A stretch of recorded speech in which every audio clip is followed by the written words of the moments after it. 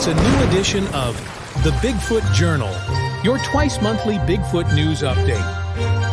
What happened and what's ahead in Bigfoot research and news, only on the Untold Radio Network. The Bigfoot Journal is now.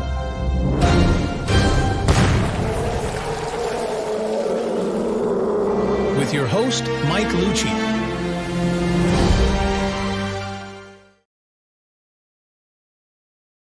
All right, here we go. Thank you everyone for tuning in to our official premiere of the Bigfoot Journal, your bi-weekly review of what happened and what's ahead in the Bigfoot world. Here's how it works. We sweep the internet every other week, highlight the top Bigfoot reports and news stories, and share our findings in a fast-paced 30-minute package. Here's what we've got for tonight. If you followed our previous show, we'll fill you in on what's been happening behind the scenes these past few months. We're covering a huge milestone anniversary for the storied Ape Canyon attack. We've got the full scoop on that North Carolina trail camera photo that's been making rounds. Plus, you'll find out why certain Bigfoot behaviors could be explained by something great apes have been doing for 13 million years. We've got all that and much more, so make sure you're ready, because once we start, we're not stopping.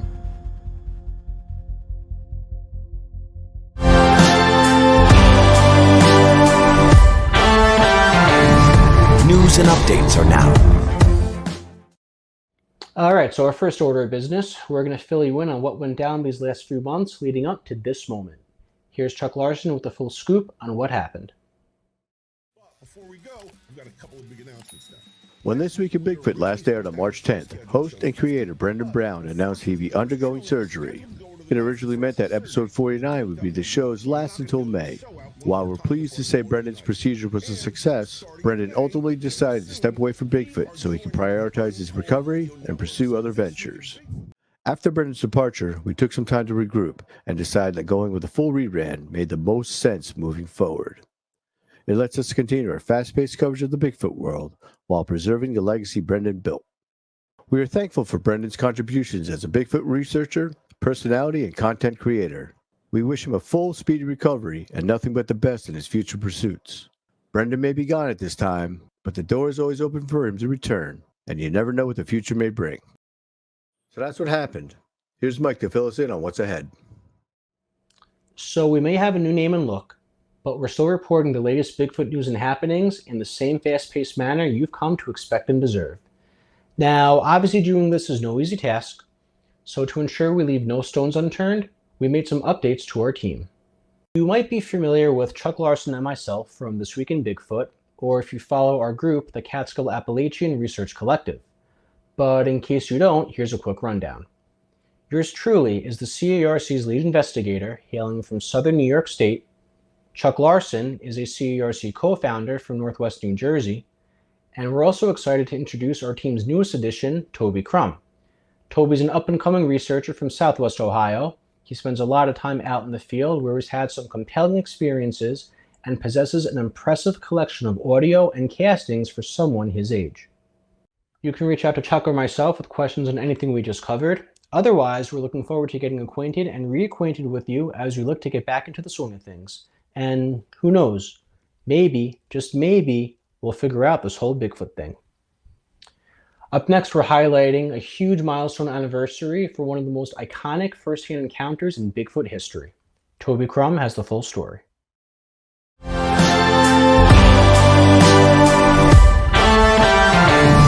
in history is now. Almost every Bigfoot enthusiast knows the Ape Canyon story, and with July marking 100 years since the alleged attack occurred, I thought it'd be an appropriate time to recap the events of that fateful night, along with the timeline of the mystery and rediscovery that unfolded over the last century. The encounter allegedly happened on July 10, 1924, in the Plains of Abraham, which lie east of Mount St. Helens. 5 men, Fred Beck and Marion and Roy Smith, along with Gabe LaFleur and John Peters, were prospecting for gold in the area. On previous outings, the group found prints, heard percussive thumping, and shrill whistles, which most modern researchers would consider textbook Bigfoot activity. While getting water one evening, Beck and Marion Smith reportedly shot at an 8-man, which they said fled into the woods. Now, some versions say this particular encounter happened hours before the supposed attack, while others say it took place a few days prior to the incident. The actual cabin attack started around midnight. As the story goes, a group of Bigfoot, or as Fred Beck called them, mountain devils, assailed the cabin with rocks and even jumped on the cabin's roof. One of these creatures allegedly reached into the cabin until Marion Smith shot it in the arm. The attacks continued all night. The group fled shortly after daybreak and encountered another Bigfoot, which Beck allegedly shot 3 times and claimed it fell off of a 400-foot ledge. Despite becoming a media sensation, the incident was met with heavy scrutiny. Forest rangers who investigated the incident were skeptical of the miner's story. They found no Bigfoot remains and questioned the authenticity of the prints and large stones found near the cabin. The cabin, mine, and travel routes to the locations were also lost over time and would remain that way for decades. Multiple Bigfoot reports have come out of this region over the years. The Ape Canyon attack was even predated by local Native American legends of a savage tribe whose descriptions resembled Bigfoot or ape-like creatures. In 1950, a skier named Joe Carter disappeared in the region under mysterious circumstances. And after the 1980 Mount St. Helens eruption, stories surfaced over Bigfoot bodies allegedly being found by the U.S. military. The cabin's location was rediscovered by Olympic Project researcher Mark Massell in 2013. Although the original cabin is no longer standing, its foundation is still intact. Marcel also played a crucial role in rediscovering the original Vander White mine, which Beck named after one of his spirit guides, and was found by descendants of the original miners in 2023. Although the Ape Canyon attack is very well documented, we'll never truly know what happened that night. Questions still remain. And with all the truths that were uncovered and rediscovered over the last century, I'm sure there's plenty more about the story waiting to be unearthed.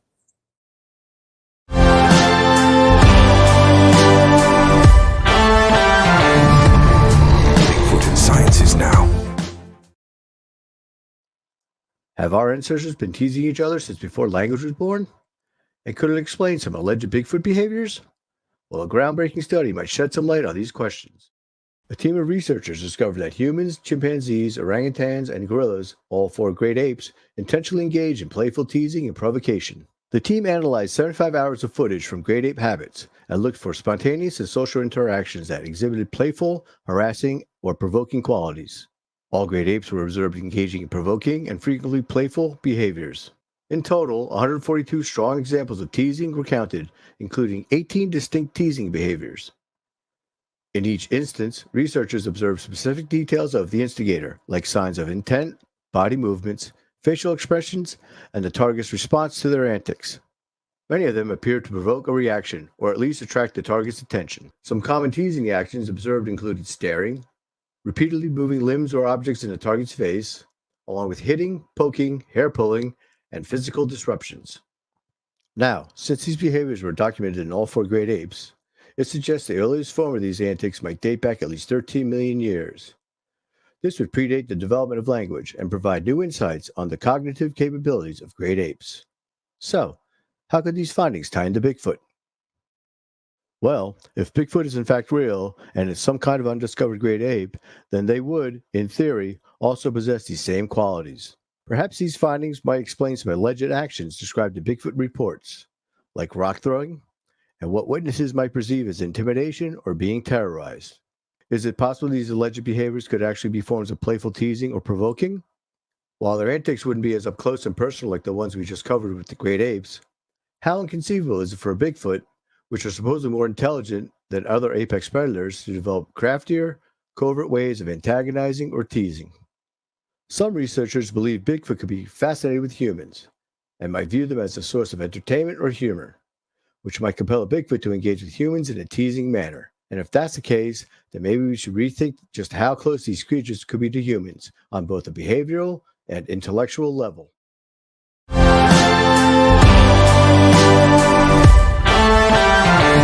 Report Roundup is now.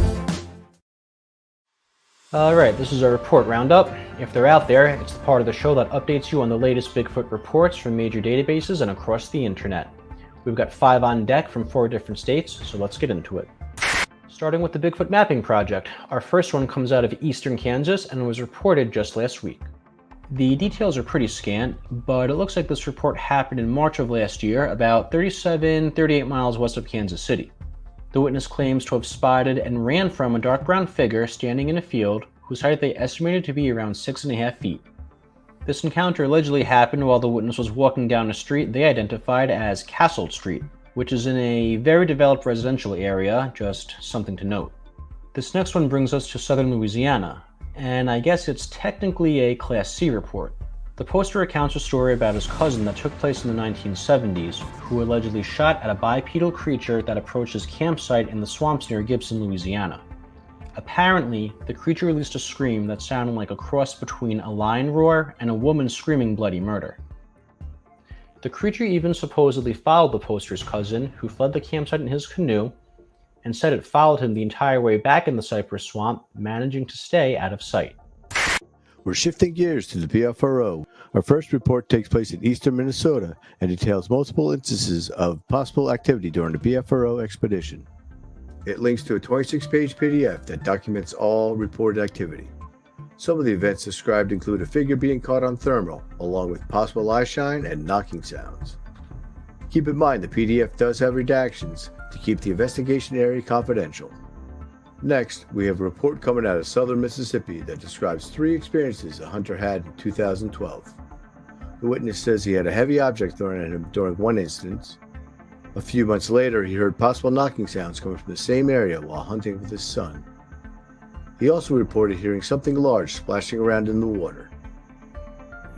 This report has a very detailed follow-up, and is also the second one coming out of Mississippi and has many ones. A group of teens called police after allegedly encountering what they say was a Bigfoot-like creature while camping at Kisatchie National Forest.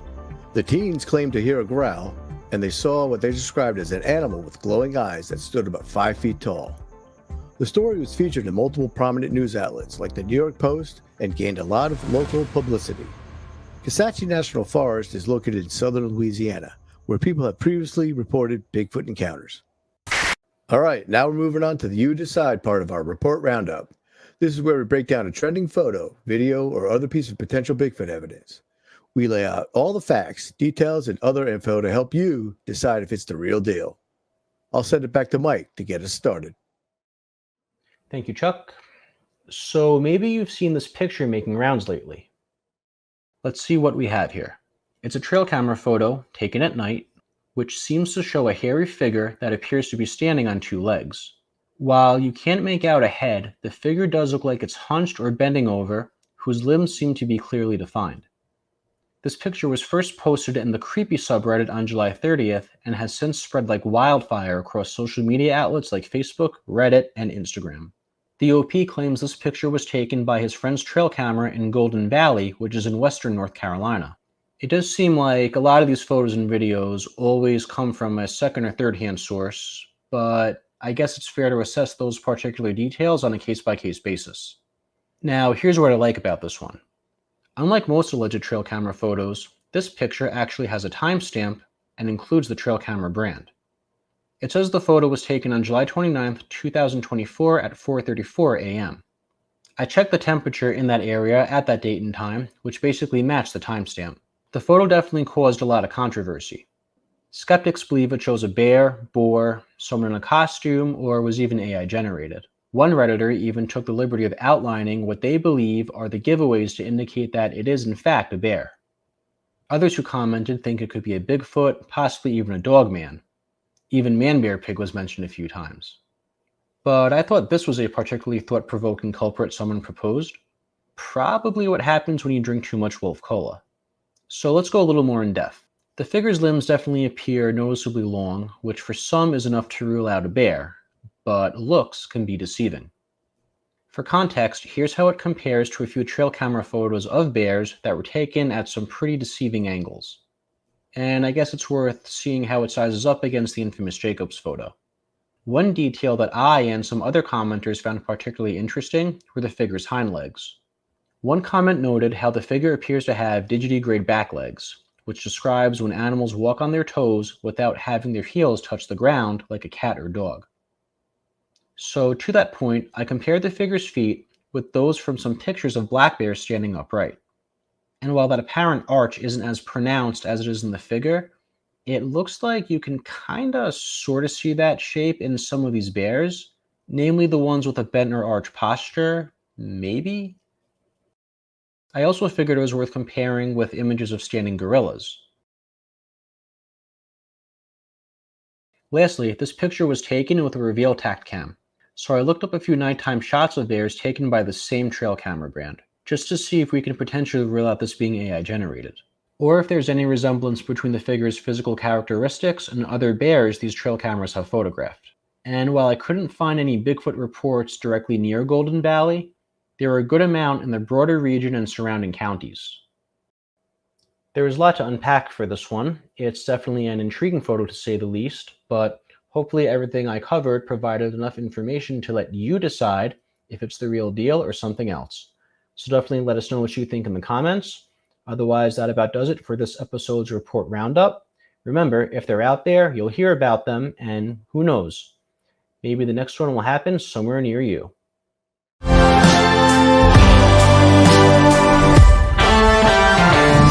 Pop culture news is now. So shifting gears here, could Bigfoot be making his way to the NHL? As my co-hosts roll their eyes. Well, there's a chance that the league's newest team could in fact be named after the elusive creature, and a recent leak reveals that this very well might be the case. On April 18th, the NHL Board of Governors officially approved the sale of the Arizona Coyotes to Smith Entertainment Group, who relocated the team to Salt Lake City, Utah after 28 years in the desert. The new team has yet to be named and will simply be called the Utah Hockey Club in 2024-2025.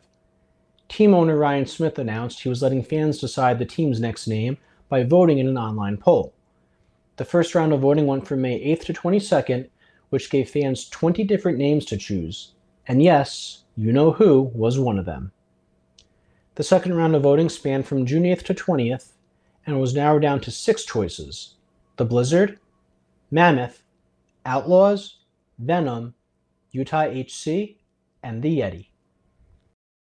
According to the online poll's official page, more details on the naming process's final steps will be announced later this year. But it's possible the Utah Hockey Club's name may have already been leaked by their own general manager of all people. In an interview after the first round of the 2024 NHL entry draft, Utah general manager Bill Armstrong may have accidentally slipped the team's name. Check it out. When we hit pick 5, that's when we knew. That's when we knew he was going to be a Utah Yeti, I think. I'm not allowed to pick the name, but I think the little kids in Utah vote about 25 times a day, so I think they got it. Once a team name has been selected, Smith Entertainment Group says they'll work to have a logo, mascot, and other branding elements in place by the 2025-2026 season. The Utah Yetis would become just the third NHL team with a cryptid-themed name. They're preceded by the New Jersey Devils, named after the infamous Jersey Devil, who reportedly lurks in the Pine Barrens, and the Seattle Kraken, the NHL's most recent expansion team, who borrowed their name from the legendary sea monster. Utah also has a lengthy history of Bigfoot reports, with many intriguing videos coming out of the state, like the 2014 Sundance footage, the Alpine Loop video, along with quite a few from in and around Provo Canyon. It remains to be seen what the NHL's newest team will be named, but regardless if it's the Yeti or not, its strong candidacy is definitely a testament to Bigfoot's relevance in pop culture, showing its interest and awareness is alive and well in 2024.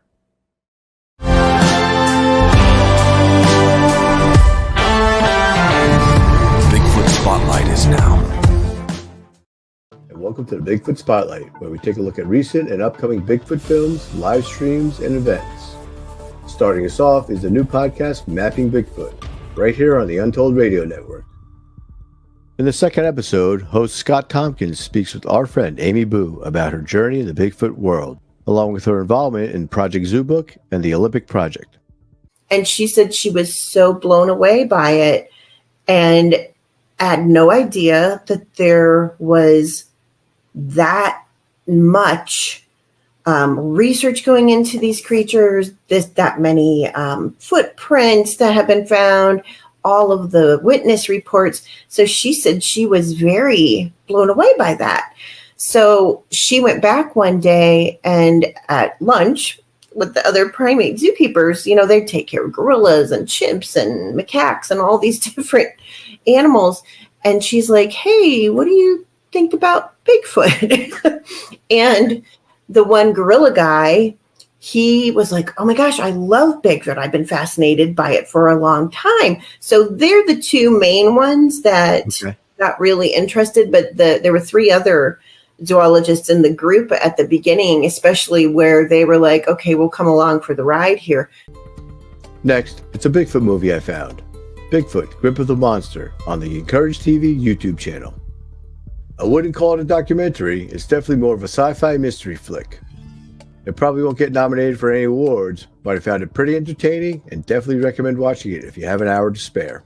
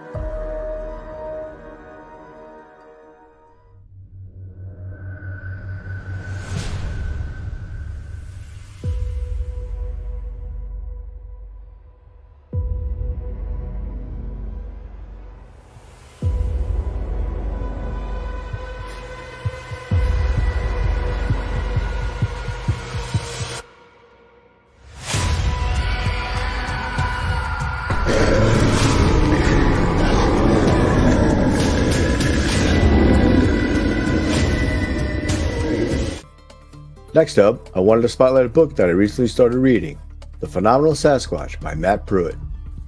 If you ever hear Matt at conferences or on podcasts, you probably know he's very insightful and a very well-spoken researcher. This book definitely showcases his intellect. You can buy your copy of The Phenomenal Sasquatch on Amazon or at conferences where Matt is speaking. And finally, I'm spotlighting an upcoming campout. The Pennsylvania Bigfoot Camping Adventure charity fundraiser event is happening September 6th and 7th. The event starts at 2 p.m. on Friday and goes until 8 p.m. Then on Saturday, things kick off at 10 a.m. and go until 8 p.m. again. There will be great food, vendors, night hikes, and obviously camping. Ken Gerhardt and Willie and Jeff from Mountain Monsters headline the speakers, along with other guests including Stan Gordon and Steve Coles. There will also be workshops presented by Brian Bowden and David Wickham. So get out there and support two wonderful charities while having a great time. For tickets and more information, you can go to pabigfootcampingadventure.com. Check the video's description for more information on everything I covered. And that wraps up this episode's Bigfoot Spotlight. Mike, take us out. Well, I think we're off to a great start, but unfortunately, we got to bring this one to a close. So make sure to like, comment, subscribe, share, do all that, and check out the CARC on YouTube and Facebook as well.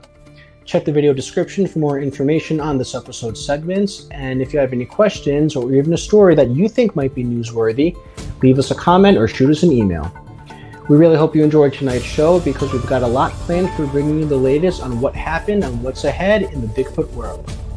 For Chuck Larson and Tobi Crum, I'm Mike Luci saying good night and thanks for watching. We'll see you next time.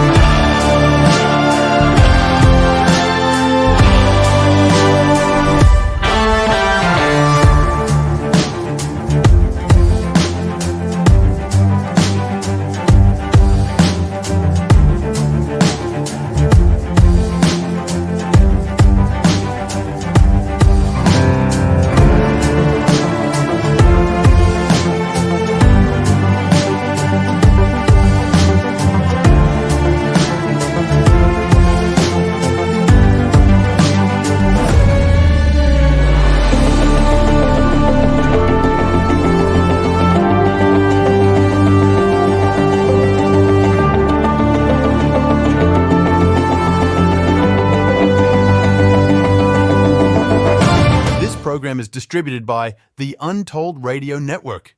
All rights reserved.